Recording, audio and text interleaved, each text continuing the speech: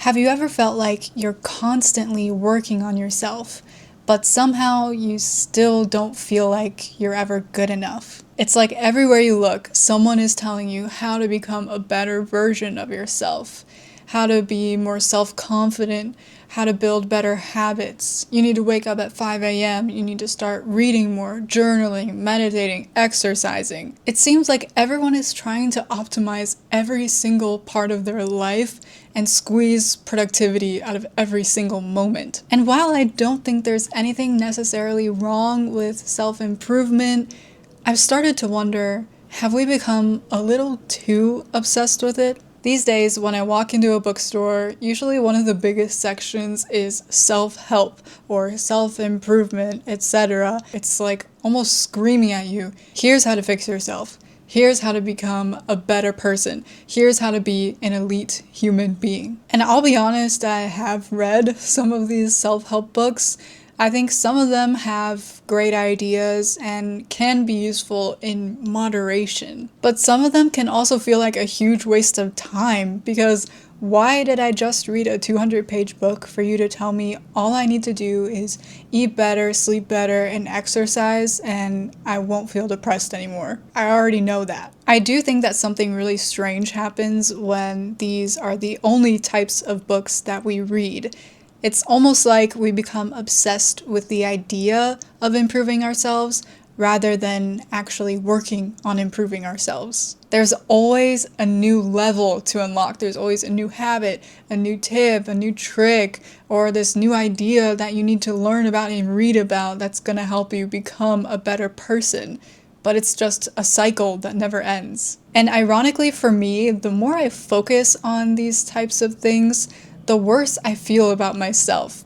For example, if I want to become more self-confident, then usually I'll find an example, I'll find someone that I look up to, someone who I think is really confident and really strong and independent, and I'll try to morph myself into this version of someone that I think is really self-confident. But by doing this kind of comparison, I'm actually making myself feel worse because I can see how large the gap is between myself and this ideal person that I've kind of made up in my head. And seeing that much of a gap, it just makes me feel like I have so many things to work on, and it kind of feels impossible to reach my confidence goals. And I also feel like sometimes focusing so much on self-improvement is kind of a way of avoiding real life. Because in some ways, we're convincing ourselves that we're not ready yet.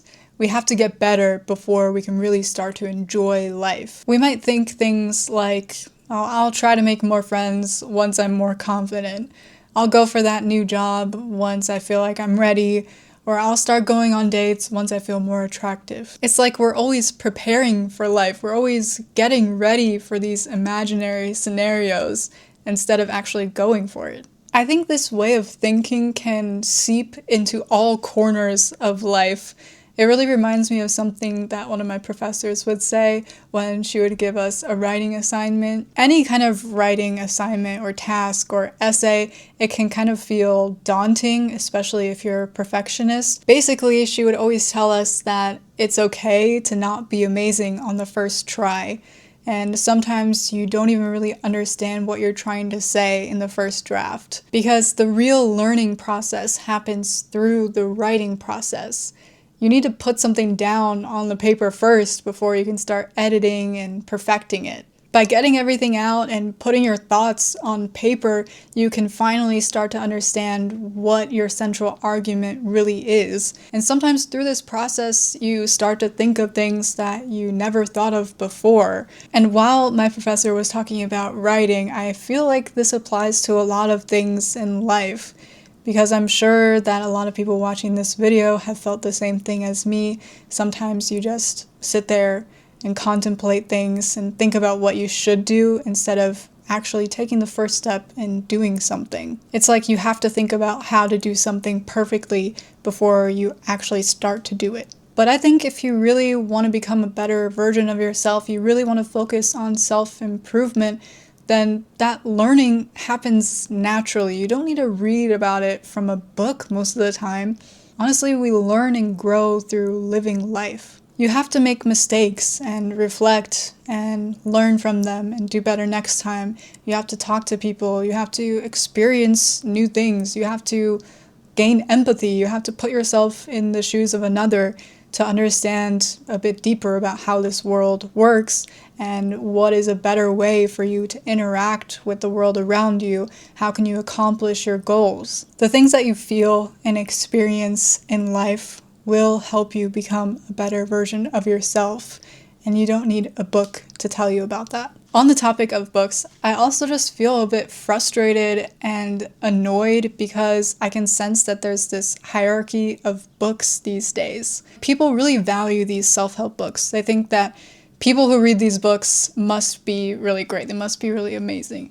You should be reading those books that help you learn about finance, and learn about economics, and learn about AI, and learn about all of these things. Most people would think that reading this stuff is really productive, and that's a great habit to have. But then once you talk about reading fiction, reading novels, or even biographies, autobiographies, people start to kind of roll their eyes and they think this is just like a waste of time. I actually really strongly disagree with this idea. Some of the most valuable life lessons that I've learned have come from reading books.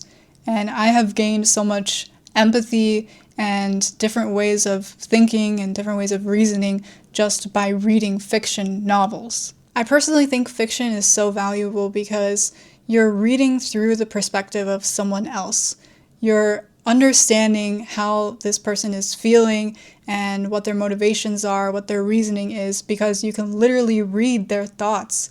You can start to feel their emotions, and it's something so unique. You can't get that from anything else in this world, really. These books might not be intentionally teaching you how to be better or teaching you life skills, but through the experiences of these characters and through understanding other people's motivations, you start to better understand the real people around you and better understand yourself, which leads to personal growth. Lately, I've also been thinking about another word or phrase that I hear a lot recently, which is value, or in Chinese, something like 价值.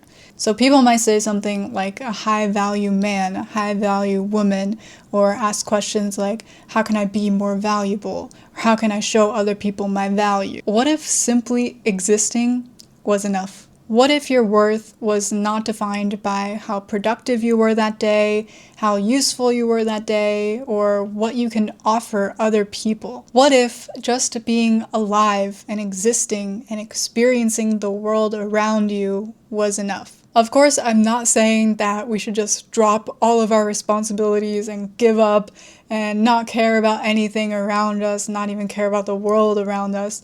That's totally not what I'm trying to say here. I just don't think that we should have to earn our worth. I think when we focus a lot on self-help books and self-improvement content, then it can actually have a negative effect on our mental health, because in some ways, by consuming all of that content, you're reinforcing the idea that me, myself, right now is not good enough. I need to improve to be worthy of living this life, when that's not really true. I still really think that self-improvement is important.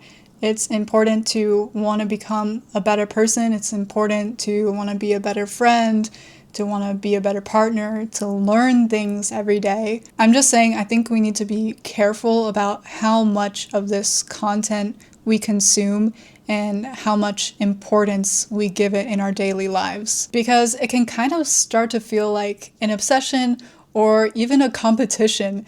It's almost like who can improve the fastest, who can become the richest the fastest, who can do all of these things before anyone else. And I think that ultimately this can lead to a lot of negative emotions for everyone.